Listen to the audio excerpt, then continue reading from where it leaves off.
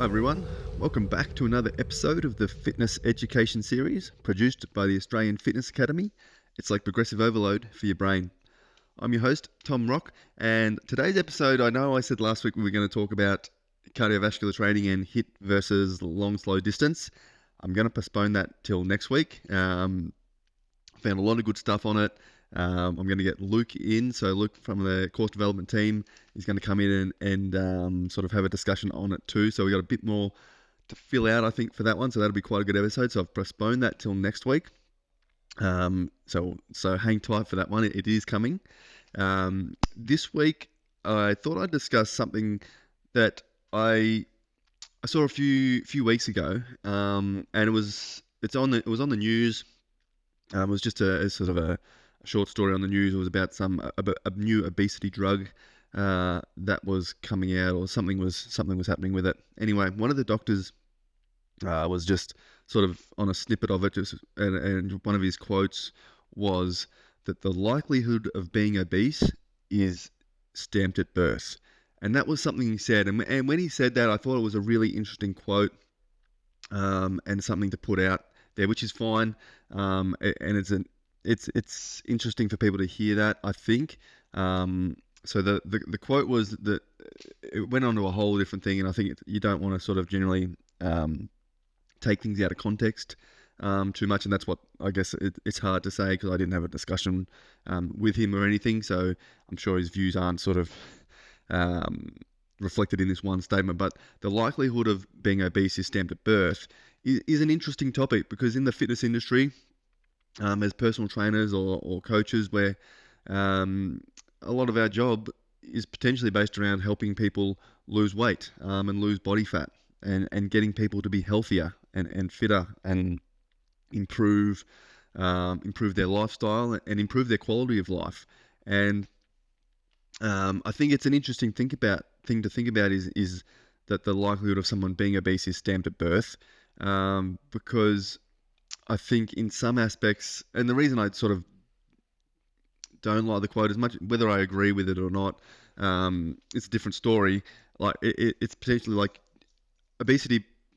Our genetics probably play a role in it, or will play a role in your predisposition to be obese, I think.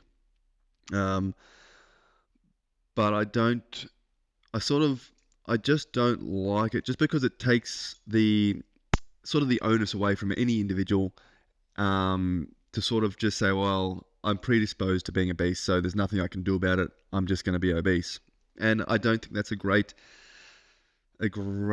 mindset for anybody, especially, well, for anybody. So especially for people trying to lose weight or get fitter or get healthier, just saying, oh, well, there's no point because I'm predisposed to being obese, so there's nothing I can do, is not a great thing. Obviously, like they're sort of, I guess, trying to promote this obesity drug or whatever it was on the news. But I think putting it down to your likelihood is stamped at birth is not. It sort of oversimplificates, I guess, what you can do about it or what individuals can do about it. And as personal trainers, it's then sort of important to understand this, that we'll have clients and not only clients, but you'll see it in everyday life. There's probably clients that you'll find haven't gymmed before, haven't been to the gym, and they'll start training and they'll lose fat, they'll gain muscle, they'll get fit nice and quick.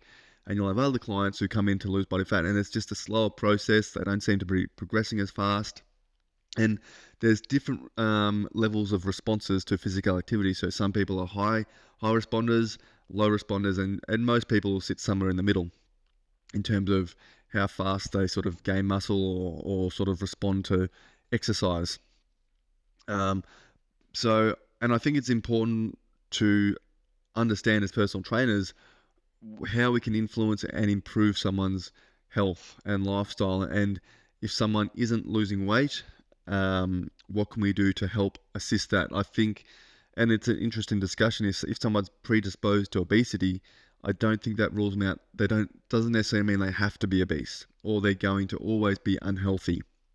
And I think that's an important aspect to educate people on as well, is just because they're predisposed to obesity, it doesn't mean they can't be active and improve their quality of life and their overall health, no matter what their genetics are. And I think that's really important.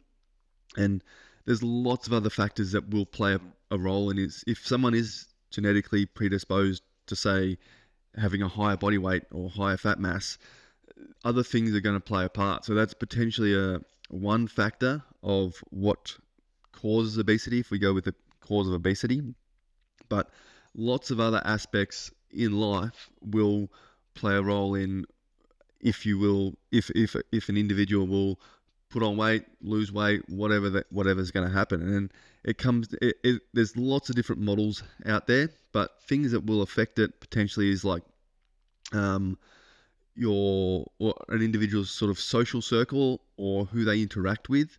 If a lot of the people around you are into fitness or are relatively healthy, potentially you're more likely to be healthy as well. So if you're surrounded by people who aren't interested in fitness, don't do that, whether their nutrition habits or their eating habits or their social habits are not as sort of healthy, that's probably not a good influence on that's going to increase your risk of obesity as well.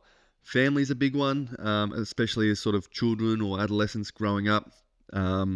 All these habits that you're going to start to develop are going to be probably based on the people you spend the most time around. And as a child or an adolescent, that's going to be your family. So you're going to be probably being as active as they are. If they're active, you'll be active, or if you're involved in sports. If they're involved in sports or exercise, you'll probably be involved in sport and exercise and sort of develop those habits.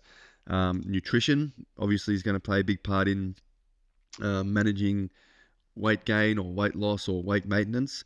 So if your family is eating relatively healthy meals, good nutritious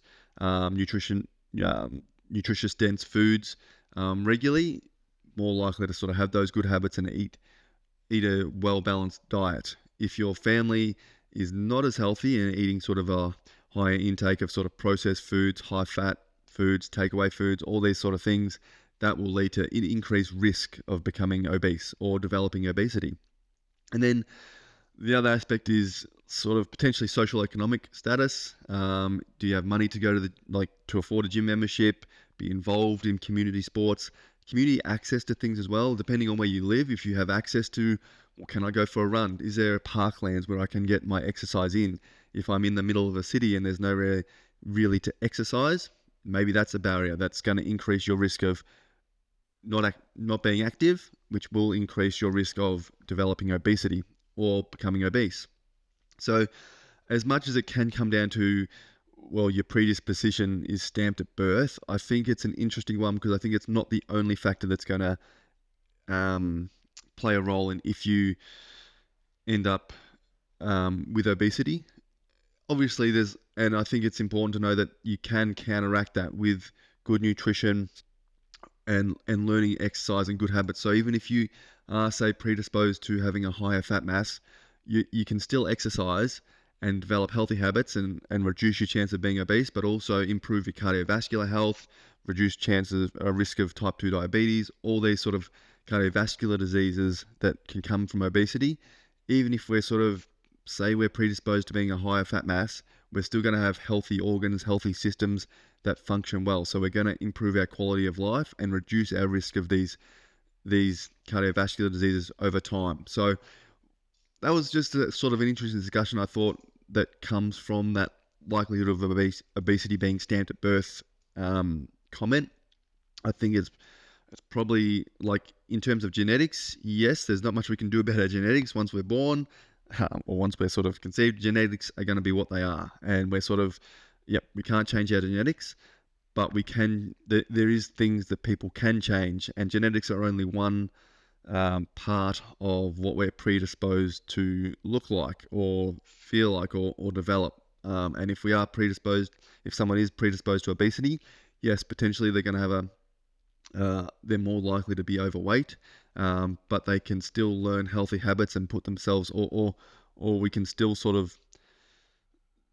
that it doesn't necessarily mean that's how they have to end up, or they can't do things that are going to improve their health long term. And there's other aspects to consider as they're growing up, or as clients are growing up, or or where they live, or how they interact, or what activity they do, that we can try and make this shift. So even though their genetics predispose them to something, that doesn't mean they're actually going to end up with that disease, or that condition. So I think it was an interesting thing. I think as personal trainers, it's good to understand what factors influence obesity, and being overweight, as a lot of clients will come to us and they'll want to be trying to get fitter, trying to be healthier, lose body fat, and that's something we can help them with. And obviously educating them on all aspects, not just helping them exercise, but nutrition, lifestyle, all these things will play a big factor in them reducing, I guess, reducing their body fat, but living a sort of a healthier, more active lifestyle. But yeah, I'd love, if you got any thoughts on that, guys, please send an email to tom@afa.com.au. It's a big topic, and everyone has sort of different thoughts on it, and it's an interesting one. So yeah, reach out if you got any thoughts, or keep the conversation going. I can do a follow-up podcast, but hope you got a bit out of my thoughts on that one, guys. Hang tight for that podcast on HIIT versus long slow distance. That'll be a good one next week, where we look at cardiovascular training, and should I do HIIT, should I do long slow distance, what's the difference, outcomes, all that sort of stuff. Any questions on that in the meantime, guys, send an email to tom@afa.com.au. Any topics, anything you want me to discuss, send me an email. Other than that, guys, have a great weekend, and I'll talk to you all soon.